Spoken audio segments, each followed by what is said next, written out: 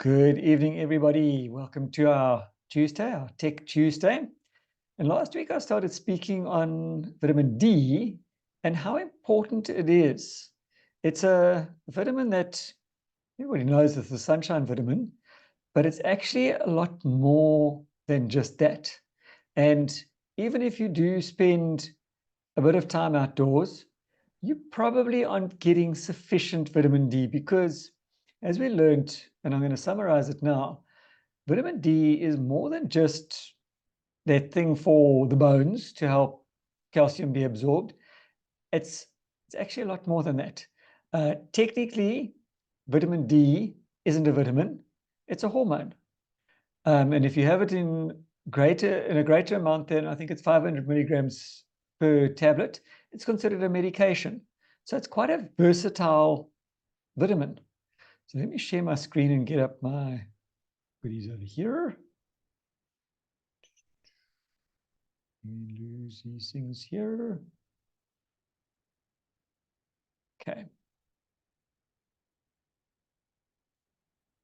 So is it a miracle supplement or isn't it? And so far, what we've learned is that it's for more than just bone health. It's also good for the cardiovascular system function. In other words, keeping your heart and your circulation going. It's very beneficial for your immune system function. And as we saw recently with the international scares, those with the lowest vitamin D had the worst outcomes. So the higher your vitamin D, the better your chances of overcoming serious health challenges, specifically lung-related. It's also good for muscle function and athletic performance. So for the outdoor athletes like the cyclists and rugby players to a certain extent, possibly even soccer players, all those playing sport during the day, outdoors, they're probably getting a fair amount of vitamin D. But there's also, scarily enough, a lot of indoor athletic functions these days. And especially for the people overseas, where you look at things like American football, they have these massive, great big stadiums, but they're covered because of the horrible weather that they get to experience over there with heavy snow and all the rest of it. If they had that, they wouldn't always be able to take part in the game. So they put these huge big stadiums undercover. So those guys are not getting the vitamin D that they need. And then we look at people like CrossFit specialists. They're indoors in a gym. They're not getting the vitamin D that they need. Guys practicing for comrades, maybe they are, but all the indoor sports, squash, all that kind of thing, they're not getting enough. And it's also good for normal cell changes and cell growth. So if you want your cells to develop correctly, you need vitamin D. And supplementation with vitamin D helps to ensure we obtain adequate levels of this vitamin, since obtaining enough from diet alone, along with our tendency for indoor living and the use of sunscreens, easily exacerbate the problem. Because remember, if you're outside and you've got a big floppy hat on and you smother yourself in sunscreen, you still are not getting enough vitamin D. You may be exposed to the sun, but your body is not able to create that vitamin D. So how do we keep our vitamin D levels up? Dr. Ariana Karugi is an SAB member with Neolife, and she's put together this little summary for us. One of the most important things we can do these days is to keep up our vitamin D status, or known as levels in your blood. With winter coming, we should redouble our efforts to obtain vitamin D in our diet. But why? Because studies show that optimal levels of this vitamin appear to protect and improve the time course of difficult to treat viral respiratory tract infections, such as flu. Vitamin D is a fat-soluble vitamin that can be manufactured in our skin upon exposure to sunlight. But in order for that to happen, we have to have a fair amount of skin exposed, not just your hands, your arms, your face, and preferably a large amount of space on your stomach as well, because the more skin you have exposed to the sun without sunscreen or clothing, the better absorption you get of the sunlight, and the better your body is able to convert this vitamin. Some foods like oily fish, eggs, and fortified dairy products contain vitamin D, but it is difficult to achieve sufficient intake by diet alone. Because remember, oily fish is not the fish that we catch off the coast here, pardon me, where we have the Indian Ocean on our doorstep, because that is warmer water. The best oily fish are the ones caught in the coldest waters. So if you're in Cape Town, you probably, some of the fish that you can catch deep sea there, I wouldn't eat the fish that's caught in the harbors, but the deep sea fish, that is very cold water. So you're going to have a much better quality oil in your fish over there. Eggs, dependent on your chickens. If they are battery chickens, you're probably not going to get enough vitamin D in them. But if they are free range, you might get a little bit better. And fortified dairy products, meaning that they've added vitamin D to it. And that you really need to check out the label on the dairy that you're consuming.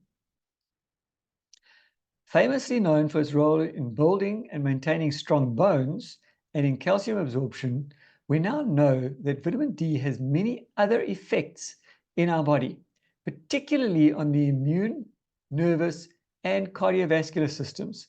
So it's not just for your immunity, it's good for stress, it's good for your bones, it's good for so many different things.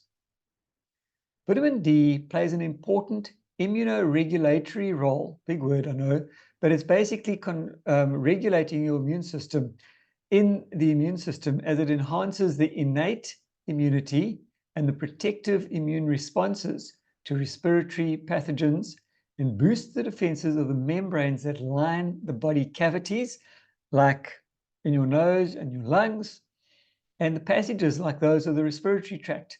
So your body cavities would also be your sinuses in the skull, inside the bones, especially your long bones, your femurs, your humerus, that sort of thing. Those are cavities. All those areas is where pathogens like to come in, and this will just boost that immunity and to help. Large population studies show that low blood levels of vitamin D are linked to higher levels of both viral and bacterial infection. The effect is stronger in individuals with chronic pulmonary disease or asthma. So chronic pulmonary disease is what they call COPD, which is chronic obstructive pulmonary disease. And often people who have been heavy smokers all their lives end up with this COPD. Sometimes asthma degenerates into COPD. Vapes, that's all the rage these days, that has been linked and can lead to COPD as well. So people who battle with lung problems, they need vitamin D. Studies also show that higher vitamin D status is associated with better outcome and time course of the infection. All that means is that they used to say if you had a cold and you went to your doctor, he would give you stuff and it would take 2 weeks to heal. If you had a cold and you didn't go to your doctor and you stayed at home and just did your own thing, it would take a fortnight to heal. But clinical studies have shown that the higher your vitamin D status is, the better your outcome. So that means that if you would have normally been sick for, say, 10 days, if you have sufficient vitamin D in your system, you'll only be sick for about 5 days. And that illness won't be as bad. And I must say, when I had the dreaded C, and I went and sat outside in the sun, just sitting outside in the sun with my arms open to the sunlight, and breathing in fresh air made me feel so much better within a very short space of time. And I do believe that my D levels are relatively high because I've always pushed this. And that showed because I was able to recover. It didn't stop me from getting sick. There were a couple of reasons for that, but I was able to recover in a relatively very short space of time without any long-term effects.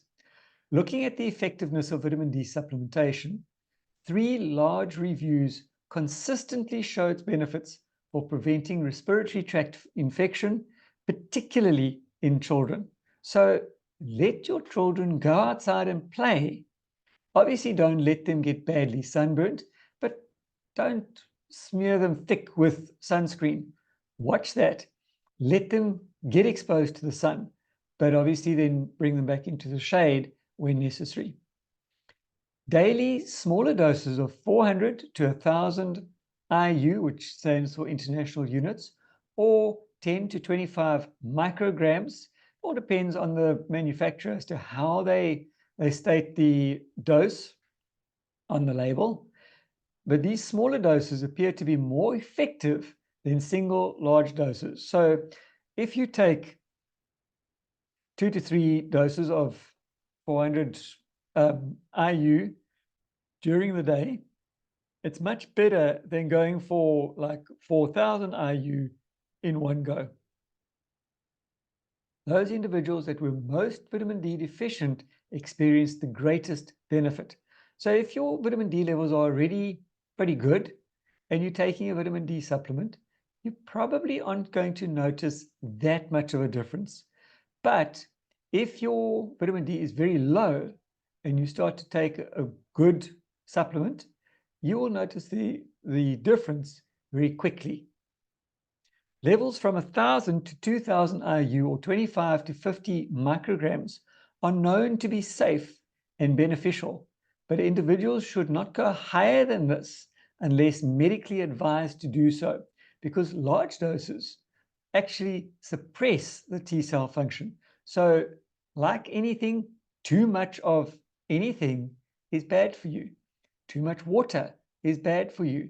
Too much oxygen is bad for you. Too much vitamin D is bad for you. So everything in moderation. So which products in Neolife contain vitamin D? And we find them in a few different things. First one would be the Pro Vitality, and you're getting about 400 IU or 10 micrograms of vitamin D in Pro Vitality. And as we know, with Pro Vitality, it contains 4 essential products. Then you have your Formula 4, which also contains 400 IU or 10 micrograms, the same as Pro Vitality. And this is your broad spectrum vitamin mineral complex, as well as, well, basically, yeah, and also your whole grains. And then obviously we have the chelated CalMag. You have 400 micrograms. We don't have the second version that they're talking about over here. That's only available overseas, but you have a 400 IU and a 1,000 IU. Ours is the 400 IU. Then you have the Neolife Shake, which is another 3.5 micrograms or 140 IU.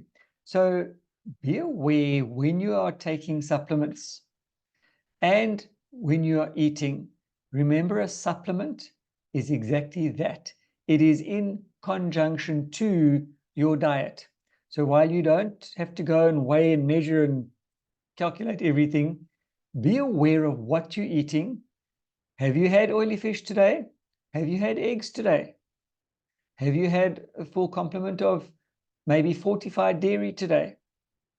If you do, don't worry about supplementing too much, or keep your supplements to a low level. But if you don't, then you need to supplement. Just going to move this out of the way over here. So we also have our vitamin D or vegan D. And this contains a unique blend of edible lichen, known as Cladina rangiferina. And for anybody thinking that lichen is a type of moss, meaning a type of algae, and therefore not eaten by humans, you are wrong. This is why Neolife does its research really, really carefully. So this particular lichen is found in, I think it's Sweden and parts of Norway, but it's found in Europe, and it grows on the rocks. It's called reindeer lichen because obviously reindeer like to eat it. And well, look at Santa's reindeer, they're all healthy. But also people living in those areas eat this lichen. They in fact scrape it off the rocks. They can either eat it raw, they can have it in tea. They apparently sometimes break it down and use it in their bread. But it is in the normal human food chain. Might not be in ours here in Africa, but overseas it definitely is. And it is food grade and food sourced. And then they also use mushrooms. Agaricus bisporus or bisporus offers a whole food and plant-sourced approach for providing vitamin D at 1000 IU or 25 micrograms per tablet. And each serving provides the vitamin D equivalent of 8 to 10 cups of fortified milk. So that little vitamin D tablet that we get is actually very, very potent, very similar to the acidophilus.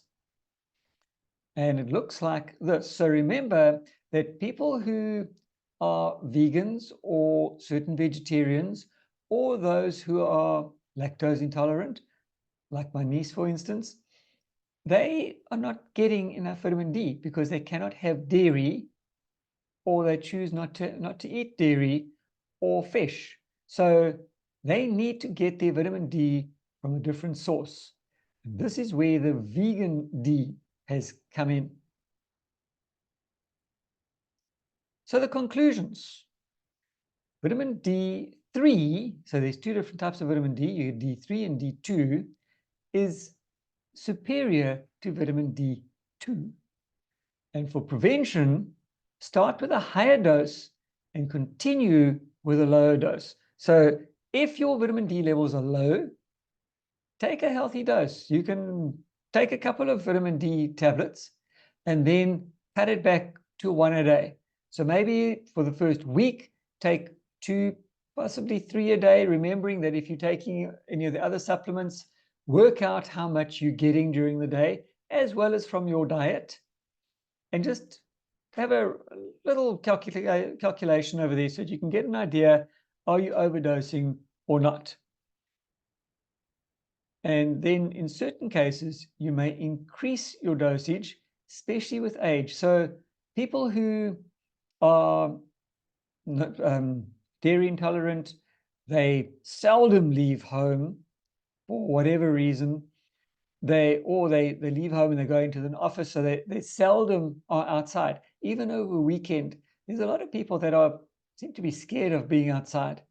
I'm not too sure why, because I love the outdoors. But for whatever reason, and I will also say patients in hospital, they don't get to see the sunlight. I would hate to be a patient in hospital because cabin fever of note, I can see it on a daily basis. But obviously we can't push them outside all the time. Not when you're looking at about 180 to 200 patients at a time. It's not feasible to push them outside. And there are obviously certain other cases where they can't go outside. But these are the people that actually need the extra vitamin D. So you can increase that dosage. And there are very few contraindications for having vitamin D. But if in doubt, specifically about the contraindications, please consult your physician. They are qualified to do the blood tests and, more importantly, decipher the blood tests.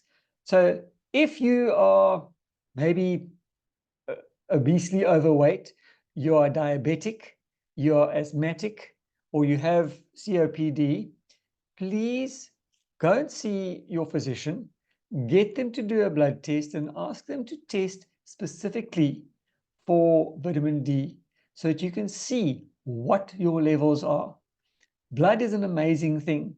It tells huge amounts of stories, but you've got to look carefully. So if they know what they're looking for in the blood test, they can generally find what they're needing to find. And the blood will tell you exactly what your various different levels are of all your nutrients, in fact. But those specific things that I mentioned, diabetes, asthma, COPD, etc., they need to check your vitamin D levels so that you can then supplement accordingly. That is me on vitamin D. Does anybody have any questions or comments before I stop the recording?